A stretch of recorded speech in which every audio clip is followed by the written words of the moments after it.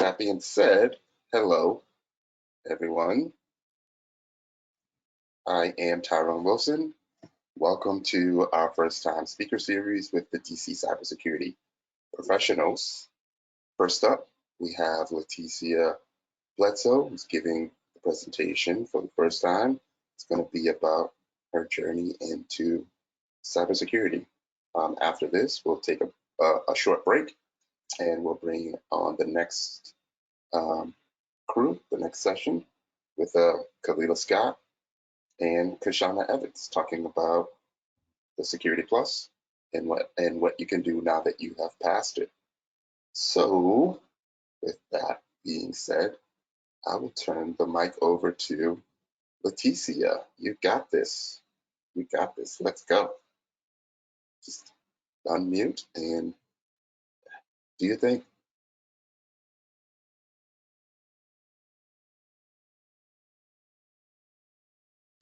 Hello, everyone. Thank you, Ty. Thank you, everyone, for taking the time out to watch this show. Thank you, Ty, for the opportunity to share my experience, my introduction to cybersecurity. Hold on one second. All right. So who am I? I'm going to just give you a introduction, and we'll, in the next few slides, we'll talk about my education, my relative training and certifications, and what I have done so far since I've started in the cybersecurity field. My name is Leticia Bledsoe. I am a mother of two grown young men. One is 29 and the other one will be 31 in a couple of months. I am a full-time caretaker for my 94-year-old mom. She lives with me, both of my parents do. And I am an active member of the SGI. It's the Soko Gakkai International Buddhist Community here at the Wilshire community in Texas. I'm also part of a small dance community, and I currently am a part-time student with UMGC, and I'm also an intern for Cover6 Solutions.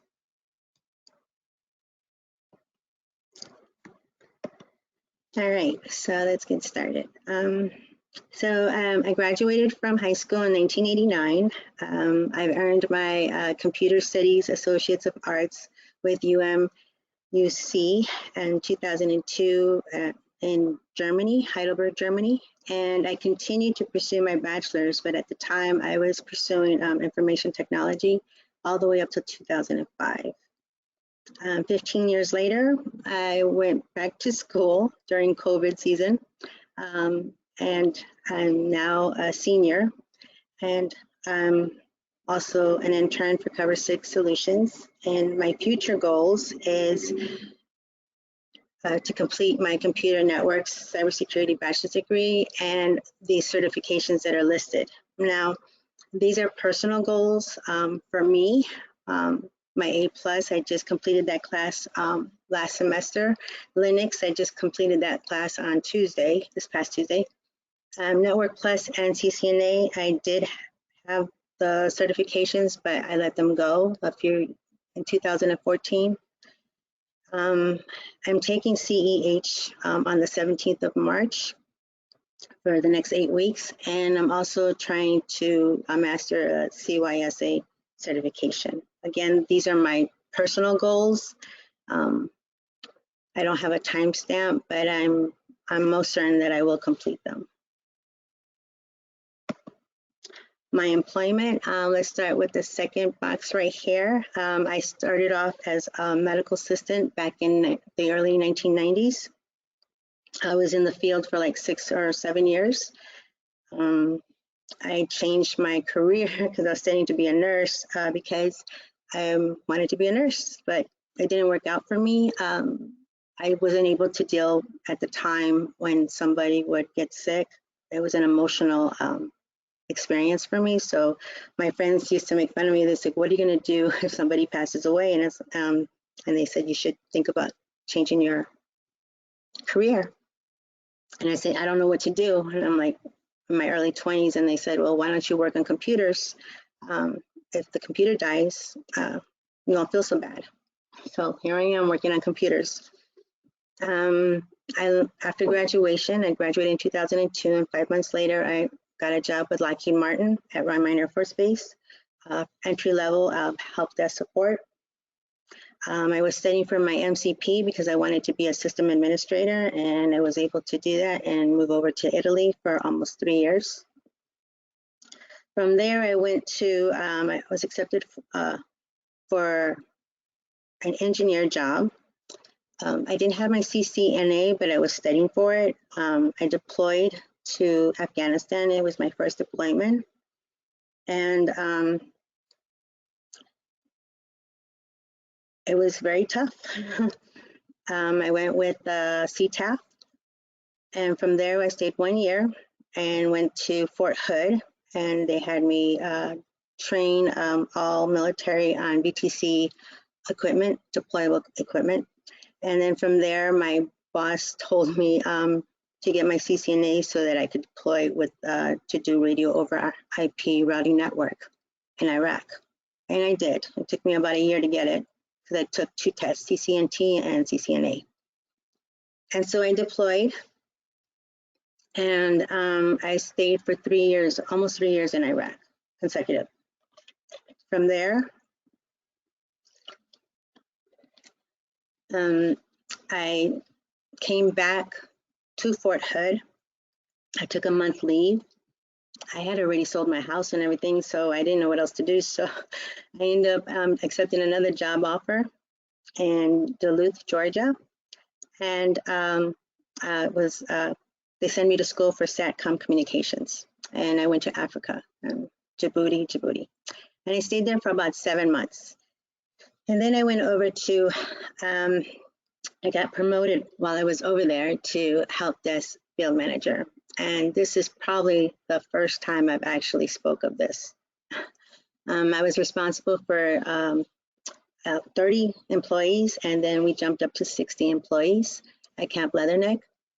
And I was only there for maybe like less than a year and a half, and I had an injury, and I had to go home on emergency leave, and I wasn't able to work the next few years. So I actually got out of the IT field. From then, I had a hard time looking for a job. I didn't network at all. I didn't know anyone in Texas. And so it was a very difficult time. And I decided to sign up for dance school, and I ended up doing that for like 3 years. And 11 months later, I finally got the job that I'm currently doing now, which is Tier 1 customer support. And last year, I just went back to school. So I'll explain why I show all my relative training and certifications. So in these positions that I've had in the past, there were certain certifications that you needed for the job. I don't think I've ever worked a civilian job. Most of my jobs since 2002, they were all contracting. I left the government service system because for 6 years in the medical field, I was at GS5. And I ended up going over to contracting. So all my jobs are all contracting. So the government, they want you to have the certifications or number of years of experience so that you could be selected for the position. So what have I done so far? Well, let's see, when I took the class, when I was offered a job with Cover6 internship position for cybersecurity, I took up on it. And I have to say that I was new. The college courses, you do a lot of writing, a lot of research on papers, but you don't really have the hands-on about cybersecurity. So in my mind, I'm just thinking I'm getting the degree, you know, I'm good to go. But the hands-on portion of what you're trying to do, For example, when you take the SOC class and they ask you to find TrickBot and you're using all the tools that they provide for you, yeah, I didn't know. And I remember I had my laptop, I had installed virtual machines, I installed Kali Linux, but I was going through the motion of following the instructor on certain things and I was lost. And it was very frustrating. It was, I can't really, it was like every emotion, like you keep telling yourself, oh, you can't do this. There's just no way. Even though you've done all this other stuff, there's just no way, you know, you can do this. So I remember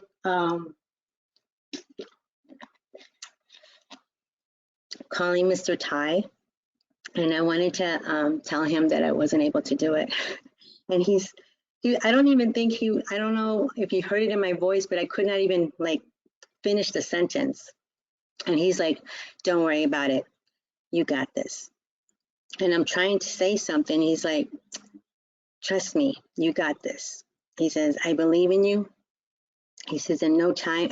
I told him, I think it's going to take me more than one time to do the class over and over again to understand it, because I'm that person that was just asking somebody how to kill a command in Linux. And I know some of you are laughing now because you probably know how to do that, but you know, I was just like fast paced, went into it, started the class, and just here I'm trying to put 2 and 2 together. And I laugh about it now, like, okay, now we know how to do it. But that first day I was lost. And I even experienced some hardship going through all that. You know, I had lost 2 siblings. So here I was trying to put everything together and emotionally trying to keep it together and do my full-time job, take care of my parents, and then work, go to school and do the internship on Tuesdays and Saturdays. So I had a lot on my plate. And so when he says, I believe in you, and he says, and I couldn't quit, you know, it was hard. Like a part of me just couldn't do it, you know, but he was like, I believe in you. And at that point, we have no choice. Like for someone to have that much faith in you, and you don't believe it yourself, you just try. And I did. So when we got off the phone, I said, that's it, screw it. I'm going to build a computer and I'm going to start over from scratch and figure this out. And sure enough, since it was last year, I bought everything during Black Friday. And the reason why is because the prices are very cheap. And I told my coworkers on this Space Nachos chat, I said, look, I need to build a computer. I need to have X number of virtual machines running on there. And I need this done ASAP. And I said, do you have any ideas? What can support this? And so everybody had their own personal opinion. And when I started doing the research on the PC part picker, which is an excellent tool. I have the link on the slide. And you can actually see the brands, like if you start with the CPU, it just gives you a whole list of them. And you can pick out which one you want. The user benchmark, it gives you the option to compare the components. I used it mostly for my video card, the graphics card, because there was a shortage during that time frame. And I was very particular. I wanted an RGB computer that I was trying to build. And so there were certain things I wanted for it to be visible on the machine when I purchased it. The 2 links here, I have, these are the 2 locations where I bought the components, Newegg and Amazon.com. And let me show you the next slide here so you have an idea what I did. I bought 11 components, just 11 to build that box. And I started off with the case. The side panel is a glass case where you could actually see the lights. The case fans, even though the case came with 3 of them, they weren't RGB, so I went with I bought a separate one. And so I had to take the ones that were on the case and put these case fans on the motherboard, it was an ASRock 450 Steel Legend AM4. The reason why I chose this was it had an M2 slot. That was the main reason, because I bought the M2 hard drive. So it's a little small, compact, little hard drive. The CPU, it does come with the fan, and it also came with thermal paste, but I didn't use that, and I didn't even know it came with thermal paste. So the 11th product that you do not see on the slide here, I bought a separate one. So the reason why I didn't go with this fan, it's because it's 90 millimeter, but it's fast, but it makes a lot of noise, and I didn't want that. So I went with the CPU cooler. I bought a separate one, and what I did is I took the other one off, but this CPU cooler supports both AMD and Intel. So one thing about these parts, when you do build your computer, keep those manuals on hand and make sure you separate these little parts that come with it, because you will need them, and they're very tiny. The RAM, I went with 216 gigabytes of RAM, and I dual channel as well. And reason why it's faster, it supports what I was trying to do here. And the 1 terabyte, it's a small compact. It has no cables, and if you see the picture on the right, it's below the CPU cooler and above the Sapphire graphics card. It's like right on top of the motherboard. It's easy.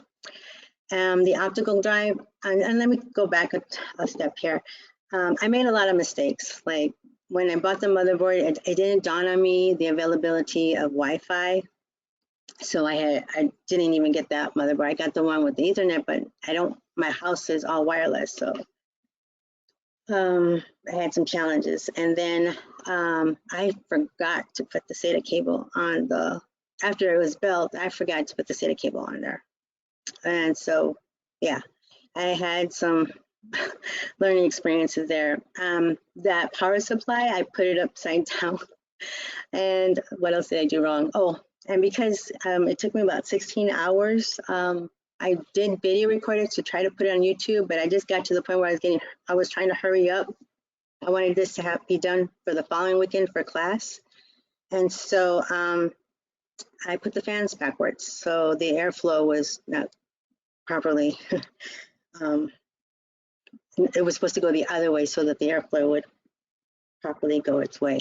So the graphics card, like I said, this was very difficult.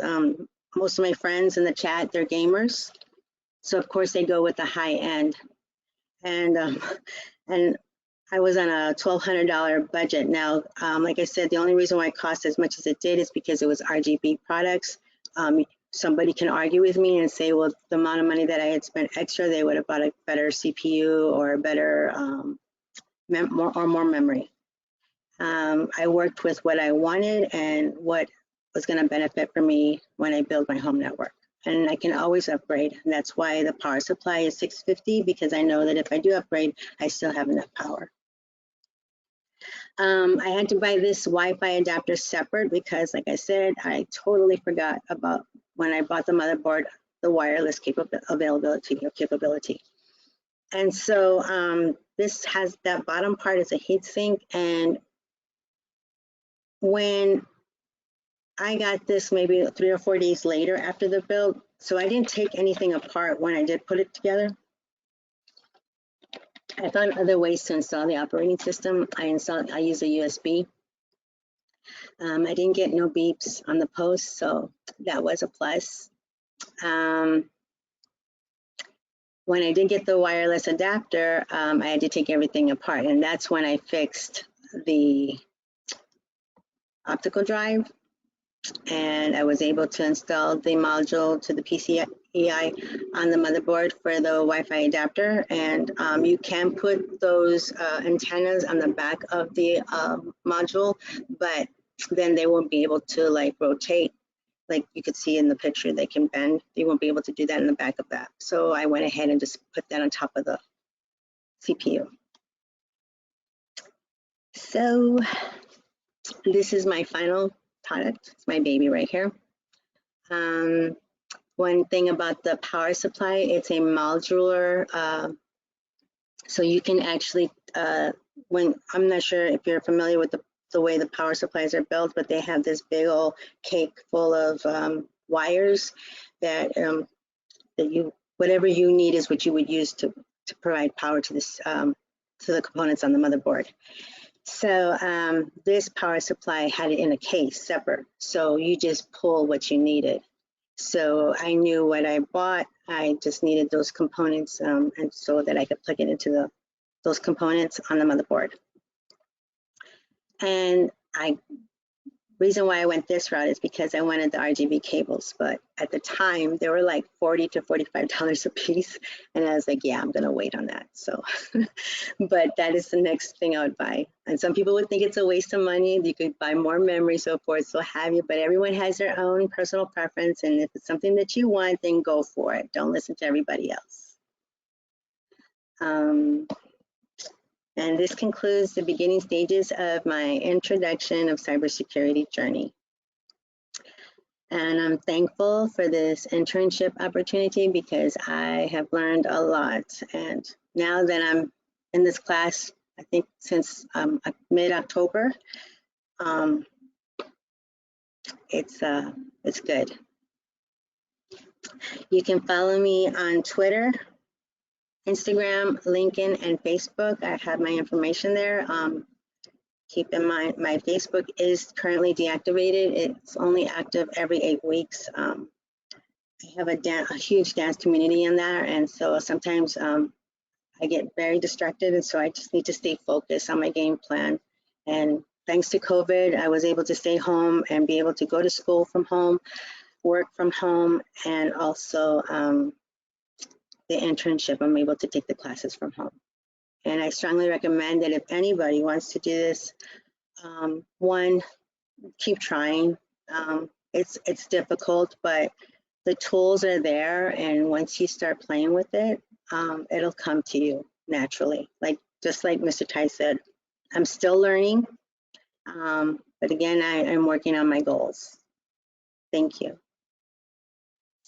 Oh, that was really, really good. I wasn't supposed to get emotional, but you know, it happens. I was really intrigued by your journey. You worked so hard to push through, you know, all the different things that you had to push through, and you're here and you're doing great. So I look forward to what you're going to do in the future, and I'll continue to cheer you on. Thank you. I appreciate it. Of course, of course. Okay. Next up, Khalilah and KaShonna will make you the presenter. We'll be ready to go. We'll be ready to go. Yeah, I think we are ready to roll. Okay. Yep, I'm ready. Woo. That was good. That was good.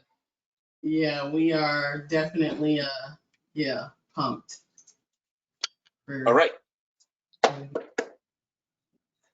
So we have Khalilah Scott and KaShonna Evans to provide the next presentation. Yeah, I saw the drive. You may have seen some of the tweets from us. Yeah. Going back and forth about, you know, you want it, you know, let's get it. Just know that I'm gonna be on you. Like on rice. And you know, they said they wanted it, so we're here getting it. Absolutely. All right, I will turn it over. Okay, thank you, Leticia. You did so very well, very well. Yeah. Thank you, lady. Thank you. You're welcome. Okay, so Me and KaShonna are like the top execs. I'm the founder of TechSecChix, and definitely KaShonna is like literally right under me. She's been there from the beginning. So we have the TechSecChix in the building, and we are presenting the iPass, the Security Plus. Now what? So moving forward with the next slide, it kind of gives you a general idea of some of the things that we are doing or we have going on right now. Not necessarily everything, but just kind of a gist of it. Again, I'm the founder of TechSecChix, TechSecChix.com. I am a third-year student here at Purdue University Global, which is completely online, which is perfect for me because it's geared more towards being someone that works and also can continue to do school and their studies in the meantime. I am currently working as IT support analyst, which is basically like fancy for help desk, but I do like that they fancied it up.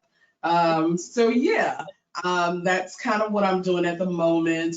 Come March, I will start my first information security internship at a major insurance company. So I'm pretty excited about that. And just, I'm looking forward to this journey. I've done a few speaking events in the past month, and I actually have a few more coming up as well, which I'm excited about. One with Davin Jackson next week. I'm doing the InfoSec Unplugged show on YouTube and Twitch. Tomorrow, I just got confirmation like last night, but tomorrow I am actually doing a speaking event with the Share the Mic in Cyber. It's like an online podcast deal with like O'Shea Bowens and his crew. And it'll be a bunch of us on there. So I want to show up to represent all the people that are just like me, that are literally trying to figure it out. But, you know, we have a gist of what we want to do, where we want to go. But I definitely want to make sure that I represent us, that people can see us and know there are people out here like us that really want to be successful, may not have all the answers, and just, you know, be as informative from the perspective of someone that is actually going through that process. So with that being said, I am going to turn it over to KaShonna so you can get to know a little bit more about her. Hey everyone, and thank you, Ty, for having me on. Yeah, it's good to be here. I know you encouraged me last year that, you know, my first talk was going to be this year. I think that was in January. I'm sure you have the exact date and time when you told me that, but I'm April. here. It's going to be last April. Oh, of course you would know that.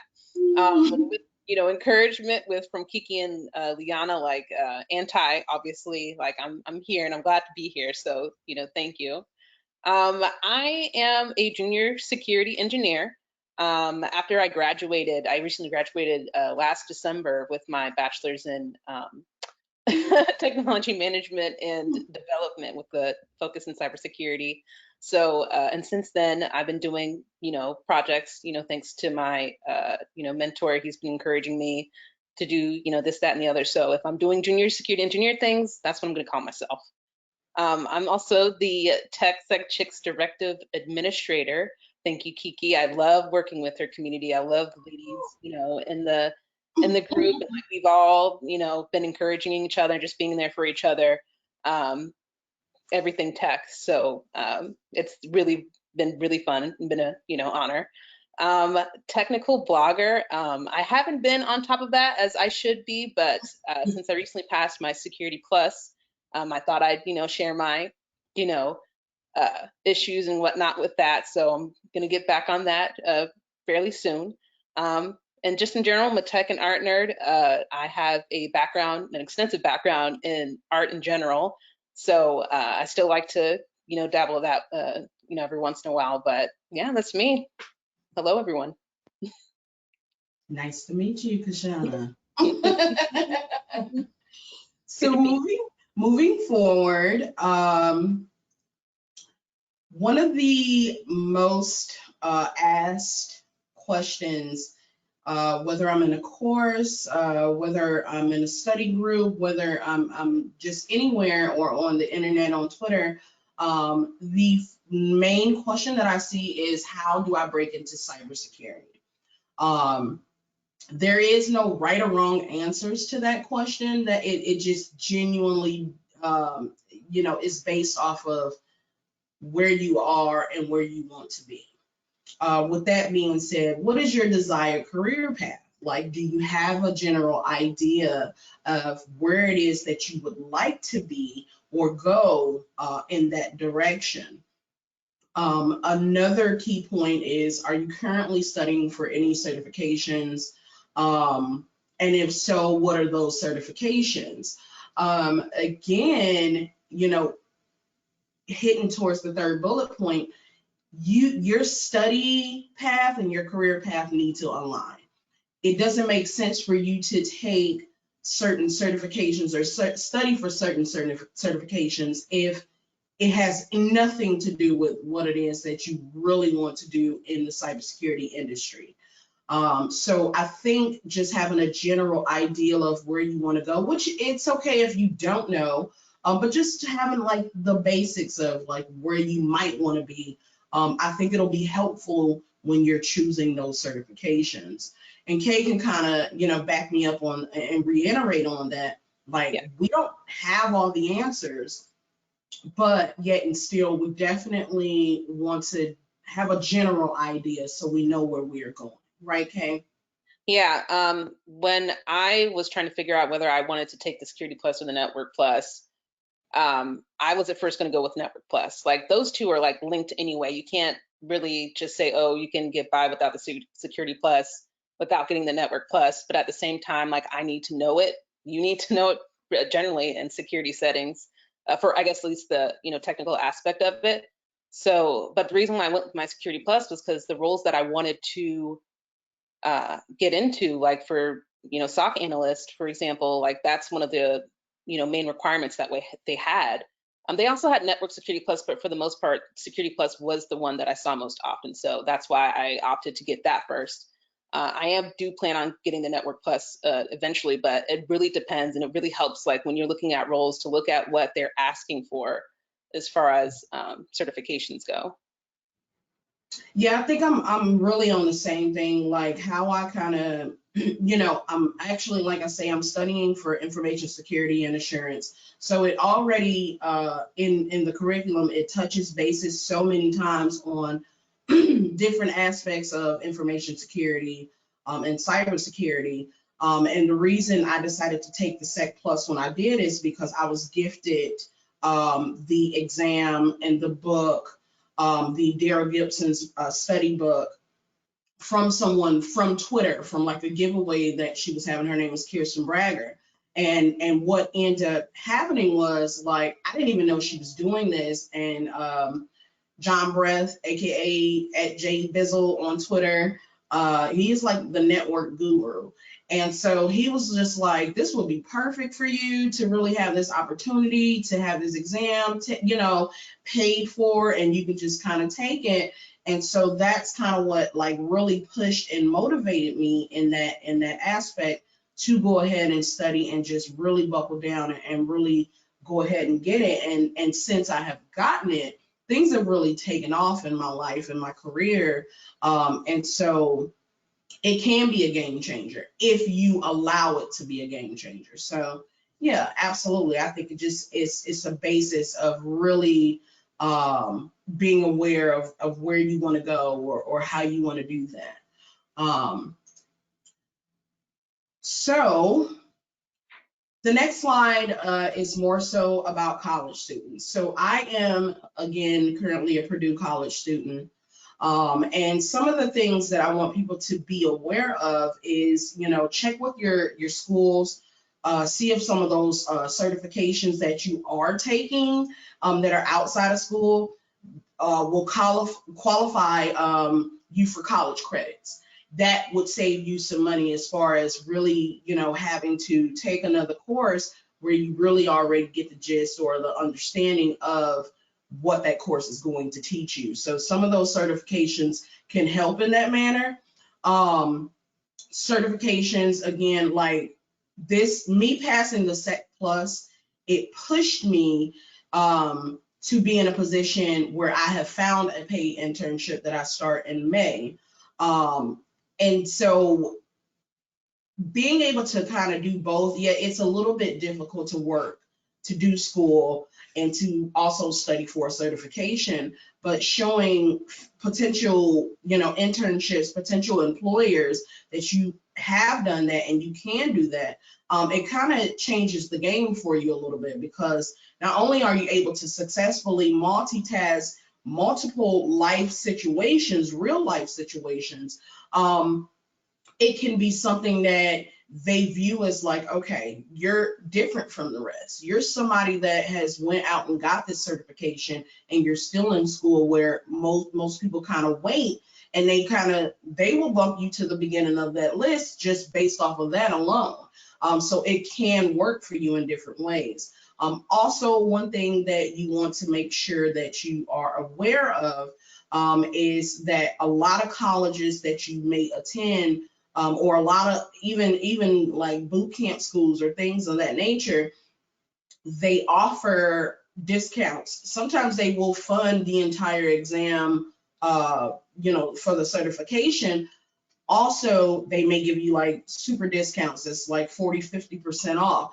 So reach out to your academic advisors or people from your school to find out what that looks like, what that means for you if you are a college student and you're still taking courses, and how that can be more beneficial to you in that field. Kay, did you have anything that you want to add on to this slide, or? No, just to emphasize, like, there are partnerships, and not with just CompTIA. I know we've talked about CompTIA on here, but there's a lot of, other partnerships with these certification bodies that, they have with these colleges. Like, don't like look past them. Definitely look, like you said, they do have like a very deep discounts, or they just pay for the whole thing for you. When you look into that with those colleges that you attend. So definitely look out for those. Like, they're expensive. Certifications are expensive. And I'm poor, so let's just like put that out there on the table. I would like money, I do not. So yes, it is very real, like having to pay for school, bills, etc. Like, it can get very pricey, so you want to find everything that can be beneficial to you. So going into that, the self-taught students, it's a little bit of the same concept. Things are going to be a little bit cheaper because a lot of these courses that are being produced online, not only do they dig in a little bit more than this is just from my experience being in college. We are introduced to certain things, we utilize them, those tools and that software, and it's really cool. But at the same time, I wish it was more in depth. And what I found is a lot of the courses that are free and are online, and they may not necessarily be free, but they dive into things a lot more like I would like my college to do. Like, as much money as I'm paying these people, I need to be a Wireshark guru when I come out of this class. So, again, that is definitely the difference. You will get the basics, you will get the knowledge, but as far as taking it a step further, that's something you're going to have to be self-taught. You're going to have to take these different courses and find this different information in order to get to that next level. So, yeah, that's kind of how I feel on that. But if I could describe my experience, like, I want to say maybe halfway through my program, it's academic. It's very academic. There's no other way to describe it. Like Kiki said, when it comes to self-taught students, they have, and not to say that we don't have access to those tools. It's just one of those things like after the fact, oh, I wish I would have, had this in the course, or I wish, the professor, did this with the course. I feel like it's much more in depth and more, I guess, successful when it comes to, using these tools or finding these tools or, getting told about these tools. And it's not to say that it's not, once it's mentioned, well, you don't have to go any further, like in, academic settings. It's just that I feel the self-taught students, like they have that, I guess that push to go further. I agree. Currently I am taking a certified ethical hacking course through Purdue. And it's interesting because, a lot of the stuff that they're teaching, I kind of already knew by taking Tyrone's and Cover6 Solutions attack and defend course. So a lot of that stuff I had already seen, but it was way more in depth. It was way more just really hands-on, to where you can go back and be like, yo, I got this. I really got an understanding of it, or I can really see it in real life. That's not necessarily the case in what I'm going through now. More so it's me doing a lot of little labs on my own, and they kind of talk through some things during the seminars. But again, with Ty, like, he shares his screen, he will show you how to hack some shit. And so like I love it. And so now seeing the difference between the two, like I get it with the self-taught students, because a lot of stuff you're not going to get the complete picture as you would if you are taking these hands-on courses. So I definitely see the difference, and I can appreciate both for what they have gave to me as far as learning. But at the same time, like, I definitely notice what the difference is, where the disconnect is, per se. So next slide is, how can you make your experience work for you? And like, Kay, I'm gonna let you start off on that one if you would like, just a little bit. Yeah, like my eyes were like opened when I talked to a couple of people about what I could put on my resume. And like I mentioned before, like I have a retail background, so I have a lot of management skills. I trained, I worked with a lot of instructors, students, like I had a lot of people skills. And so going into the tech field, like I didn't have any technical experience. So I'm like, okay, well, dang, like what do I put on my resume to make myself, be seen by these recruiters in the IT field? Like, how do I make myself stand out? So I spoke to a few people, and they said, well, you were in retail, like your soft skills are a very, very important aspect of tech. I'm like, oh, really? Like I didn't connect those two, things. And so, after going over with a couple of people about what I could put on my resume, they were like, oh, you know how to do this, or oh, you did this, put this on your resume, put this on your resume. And I'm just like, oh, okay, wow, like this is, good stuff. Like this is important. So there's a lot of skills like you wouldn't think, whether you're coming from, the IT or like another industry like retail. For me, like you wouldn't think that those things would be transferable, and they're important. They're just as important. Yeah. So yeah, if you wanted to add on to that or emphasize anything, I agree. A lot of times we don't necessarily know what is okay to put on resumes and what is. This is your opportunity. Your resume is your opportunity to show these people who you really are, to give them really a snapshot into who you are, and how your experience can be transferable into that job. Non-technical work, I was one of the people that started out trying to not put that information on there. I have 7 years of restaurant management experience. I used to manage several Taco Bell restaurants within the Indianapolis area.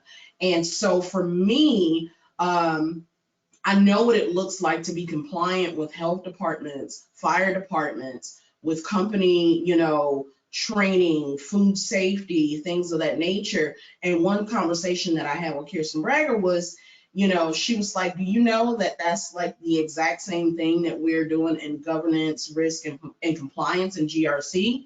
She was like, it's a lot of money out there to be made in tech, and all of it doesn't have to be hacking or this or that. There's so many aspects of security, and so you have to trump up and play towards what you already have to bring to the table and make that work for you in your career.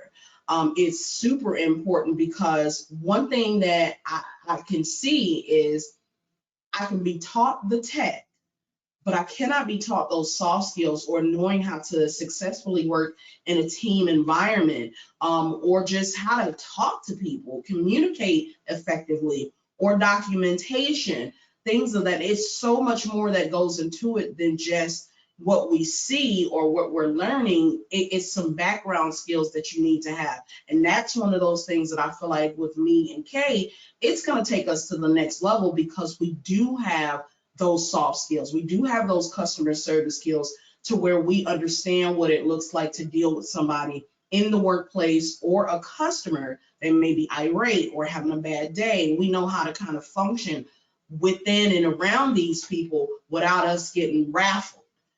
So, again, like, I just think those things are super important, and they're not talked about a lot of times.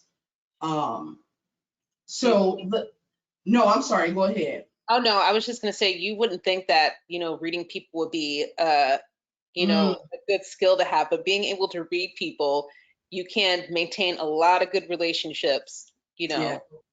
with that kind of stuff. So I can read people in a good way, and then I can read people yeah. for them. So, I got the best of both worlds going on here.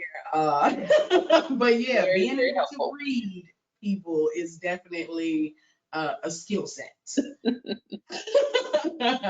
So, next slide. I thought this was a good slide because LinkedIn and Linktree, these are things, like I said, I steal stuff from Ty's courses all the time. Like, I just soak up a lot of information. I may not be like super verbal, but I soak up a lot of information that I get from people, and I'm like, why am I gonna be afraid to use it? Like, if they're putting it out there and like, yo, this is like really cool, why would you not utilize that and make that work for you? Like, you have to be crazy. So a couple of the things that I've seen in some of his courses, again, were like the LinkedIn profile, just making sure you keep your stuff up to date, especially after passing the Security Plus or any CompTIA exam or any type of certification that you may have. You want to put that out there front and center, so these people know, hey, not only do I feel like I'm ready, like, here's the proof that I'm ready. Like, make that work for you.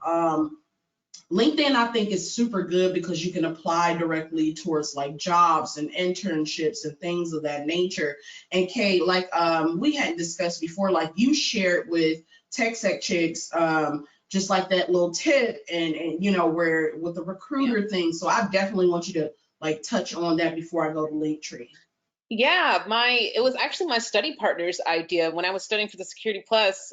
He was like, he was really on top of me about making those connections. I'm like, okay, I'm trying, but like I'm trying to do other stuff too. Like LinkedIn was like kind of like in the back of my mind as far as like networking, because I was just trying to concentrate and like kind of do my like finish up like my schooling and just concentrate on studying, I guess. So he was like, yeah, like, it's important that you connect with, IT recruiters, because they're the ones that are going to like get you your foot in the door, like, just connect with these people. And I'm like, oh, and he told me that, yeah, like, I connected with a lot of people, and I guess he connected to the CEO of one of the tech companies he was wanting to work for. Wow. And like he answered back. I'm like, oh, that's so cool. Like, what became of that? And he was like, yeah, he just told me, he gave me, directed me to, I guess it's one of his HR people. And he said, go ahead and, submit your resume. Like, we'll look for you. And I'm like, oh, that is like so cool. Like that. I mean, make those connections. Like it works. It works. It does work. LinkedIn has gotten me legit like every tech opportunity I've had since I started. And including like helping with to communicate with someone in the company that I'm currently in the future are going to be interning with. And so I just think it's like perfect because I don't have to continue to basically tell people who I am. It's like all in one place. Yeah. And so that's where this link tree things comes from. Are you able to see it, Kay? Yeah, I can see it. It's up. Okay, so this is my link tree, and it basically has links to my LinkedIn, Instagram, website, TechSecChix, Facebook, Twitter, my Twitter. And so I like this because, like, I paid the little extra $6 a month, like, because, you know, yeah. But like, I think it's a good investment. And the reason being is if you go to this site, if you put this site basically on your like Twitter page, your Instagram, et cetera, it gives people a space where they can find you all in one. Let's do some clicking. Okay, so we have me is, you know, my little handle is Beatrix Kiddo because apparently I think I'm the chick from Kill Bill because I be killing shit. But but at the same time, it's just like, it's really cool because you can easily get to me or to my pages. This is the TechSecChix website that is created. Really cool because it just gives you a glimpse of where we are and who we are. We have our bio blogs on here, just so you can get to know us and see who we really are. And so that, I think that's super important. And then again, we have another, yeah, it looks so dope. Like, but yeah, so we have like a connect with us thing where you can donate to PayPal or a Cash App. And these are things that will go towards resources to be able to help the women that are growing in tech and fellowshipping and just really need a support system and a safe space to do that. That is what TechSecChix.com or TechSecChix as a company really does. Like, I remember feeling like I was alone for the beginning of my journey, and that was from a woman's perspective. You know, I had people that were reaching out to me and connecting with me and things of that nature, but it meant a lot to me for me to grow and build a community where women feel just like me. We have family members and things of that nature, but a lot of them don't speak tech. A lot of them don't understand what it is we're excited about or what we're talking about. So they don't know. They're proud of you. Yeah, they're just like, all right, girl, that's great. But I mean, at the same time, like in like with this group of people and the people on Twitter, they genuinely know what you're talking about. They genuinely are like, yo, that's pretty awesome. So I wanted to make sure I created a space where women were just like me, whether they are starting out, transitioning from different careers, or they have been in the field for quite some time and have great resources and knowledge that they can share with everyone else. But it is a safe space where we can be ourselves, where women can be ourselves. So, you know, I love the ladies of TechSecChix. I think everybody is just like super dope. Everybody's doing very well and very excited. So yeah, that's Linktree. That is something that is, I think, a really good tool to use. It's just like one of those tools that can just make you shine a little bit more, especially if you have several like websites and GitHubs and you know, social media. Yeah, it will help you in your networking journey. So I think it's a good thing. I think people should sign up for it and just haven't. So reiterating again and just kind of wrapping up things. What do you do after passing an exam? Number one is like find your path if you don't already have that path. I think, and me and Kay spoke about this the other day. Like, I think networking has been one of the best tools. And I don't mean like subnet networking. I mean networking people with people. Yeah. Because people be like networking because I don't know how to do nothing. Yeah, I'm with you. But you know, again, like just people networking has been one of the most resourceful tools that I could have ever had in my tech journey before and after passing the Security Plus exam. It has led me to opportunities that I never thought that I would even be ready for right now, not even like still having like a year of school left. I never thought I would be here, because when I started this journey, I can remember like about 6 months after starting school, and I went to like a lot, and this was like back in 2019. So it was a live job fair at the Purdue Lafayette campus where my daughter was still a student. And she was like, Mom, I know you back in school. I know you're doing this tech thing. We're having this tech job fair, career fair. You should come out and just kind of put your name out there a little bit. I came with my resumes and my energy, and I talked to a good 50 different companies, and every last one of them was like, nope, sorry, can't do it. You don't have enough knowledge. You're not ready. And I felt so defeated. And so now for me to be in this space where things are really moving, and I know a lot of it has to do with me not giving up on myself, and me just pushing myself outside of my comfort zone. Like, it's a really good feeling, because I don't feel like nobody got me here. Like, I belong here and I paved my way to be here. And so I'm gonna enjoy all of it. Like every move, like you gonna see pictures, like yeah, I'm doing everything. Like every time you turn around, you're gonna see my name and somebody's something. Yeah, So I'm we like to hear. I'm so crazy, but I mean, in a good way. Like, I like to be booked and busy. It's a good feeling, and I worked hard to be even here. So imagine if I'm here right now, what I'm gonna be later. Y'all ain't ready.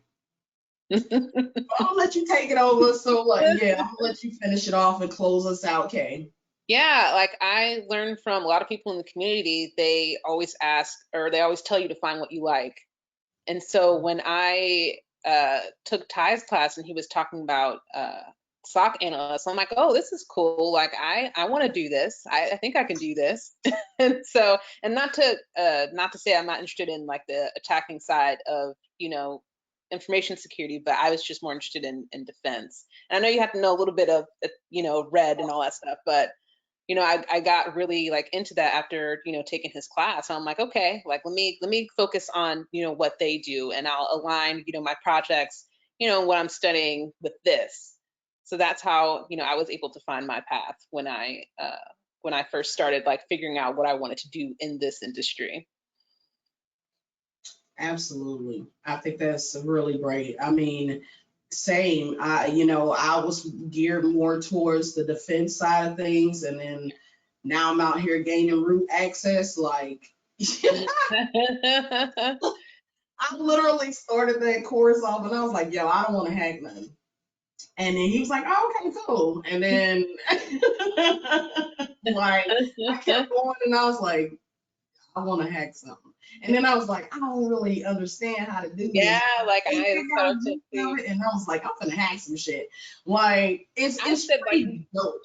I feel like his course, the people that are in his Discord, like on his team, I think they definitely will push you a little bit, but at the same time, like it's in a good direction. It shows you things that you never knew you had in you, and just to have people that are aligned with us in this industry is hella important. It's hella important. It's hella difficult to find people that genuinely believe in you, and they're gonna put their money where their mouth is. And so I'm grateful, very humble and grateful, and I see great things for me, you, Leticia, all the other people out there that are doing their thing. Like, don't be conformed to this one path just because somebody else did it this way. You have to make your own way. That is how you break into cybersecurity. Figure out what is working for you, start networking, and push your way through. Even when they tell you no a million times, you keep pushing and you kick down every door that they lock, they block, or whatever. Keep pushing and keep kicking down doors, and that's how you break into cybersecurity. I'm a living testament. Kay is a living testament. Leticia is a living testament. We are out here coming for everything they said we couldn't have. Yeah. That's where we at right now. Yeah, I wanted to, one more thing, I wanted to echo Leticia's, interaction with Ty when she said that for doing the talk, like she said she couldn't finish her sentence. I'm like, yeah, like there were plenty of times where I doubted myself, and I still tried to doubt myself while talking to him. He said, no, like you're gonna do a talk, albeit it's a little late. I'm here. Right. A little late, but I'm here, and I am very appreciative of being pushed to this, moment. Everything. Absolutely. So again, just give us a follow on Twitter at key_twice with a Y, at Heckett, 2 Ks, 2 Ts, and at TechSecChix. We are thankful for everybody that joined us today. We appreciate you taking the time out to hear us out. And you'll see us more and more. Yep. You're here to stay. Yay. Oh, of course, I take notes. So there was one correction. It wasn't April. We talked in June. In your exact words. On that. You should have just said April, and everybody would have been fine with that. It was April. June. And your exact words were what? Me present? I don't know anything. Now look at you. Security Plus certification later, you kicking that knowledge. I was like, what am I going to talk about though? Like, what are these people like looking to? On the spot. Yes. I am so happy for y'all. I know you got some jitters still. Normally at the conferences, if you tell someone that it's your first talk, they'll make you take a shot, but we could do like a virtual shot. Salute to you all for giving your first talk. I know everyone that's watching is saluting you all too. It was really great to hear from you all. Any closing words? Any closing comments to the folks? Just be yourself. Like, you are probably the best you can be when you are yourself, when you are really in your own element, and you can get out of your own head. I have my moments just like everybody else, and but I believe in myself as well. Like, that's really, like, I'm my biggest cheerleader is myself and my daughters, and just to see that, like, that's all I really need. Thank you, Mary. I see your comment. You ladies, all you ladies did a wonderful job. And then I see David McHale talk about the people skills are so important in security. I absolutely agree, because a lot of people are by themselves in rooms behind screens for a lot of their days. So having those people skills will definitely take you to a whole nother level. Yeah, I guess what I wanted to say is don't be afraid to ask for help. That's one of the things that I was having trouble with when I was first starting out. Always, like I said, always doubting myself or thinking that I should be able to know how to do this. No, you don't need to know everything at once. Ask for help. It's a very welcoming community from what I've experienced so far personally. Yeah, just put yourself out there, make yourself vulnerable, and just that's the best way to learn. Leticia, anything? No, I agree with the ladies as well. If there's anybody out there, if you take our stories and you ever feel like you can't do it, you can. And we have a really good group. A community on Twitter is amazing. They're all encouraging, and they're right behind you. And one thing that I've learned in Discord, they say, like, everybody was there at one point in their life when they had to start from the beginning. And it's never too late. Never too late to get started. If this is what you want to do. I have a lot of people texting me like, I can't believe how old you are. I say, yep, I'll be 50 this year. It's never too late. Yes. 50 where? Yes. Right? Yes. 50 where? It's like, what? Okay. Oh,